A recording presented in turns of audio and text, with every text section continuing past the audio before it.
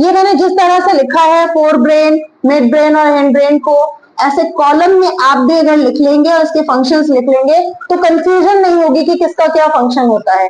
Fore brain में आपकी book में और एग्जाम में मोस्टली सेरेब्रम से ही क्वेश्चन आता है, यानी सेरेब्रम का फंक्शन स्पेसिफिकली पूछते हैं या फिर पूरे फोर ब्रेन का फंक्शन पूछ लेते हैं। तो इसलिए मैंने फोर ब्रेन का फंक्शन यहाँ पे वो थिंकिंग पार्ट कहलाता है, यानी मेमोरी से रिलेटेड जो भी चीजें होंगी वो सेरेब्रम इन्वॉल्व होगा उसमें। यानी अगर आप कुछ याद कर रहे हैं, आपको कुछ याद करना है, तो उन सारी चीजों में सेरेब्रम इन्वॉल्व होगा, यानी फोर ब्रेन अल्टीमेटली। उसके बाद इमोशन से रिलेटेड जितनी भी चीजें हैं वो सारी चीजें हमारी फोर ब्रेन पार्ट, जो ब्रेन का हमारा फोर ब्रेन होता है, इस पार्ट से रिलेटेड होता है। फिर रिप्रोडक्टिव फंक्शंस भी जो होते हैं वो फोर ब्रेन से रिलेटेड होते हैं। एंड हंगर एंड स्लीप, यानी जो हमें फीलिंग ऑफ फुलनेस होता है कि हम खा रहे हैं, खाना खा रहे हैं और हमें पता चलता है कि वी आर फुल नाउ, यानी पेट भर गया है, वो किसकी वजह से पता चलता है, वो भी अगेन हमें फोर ब्रेन की वजह से पता चलता है। तो these are the functions of forebrain. Forebrain के आपको फंक्शंस लिखने हैं तो ये सारे फोर ब्रेन के फंक्शंस हो जाएंगे। फिर आ जाते हैं मिड ब्रेन। मिड ब्रेन को, फोर ब्रेन को मैंने ऑलरेडी बताया है कि largest part of the brain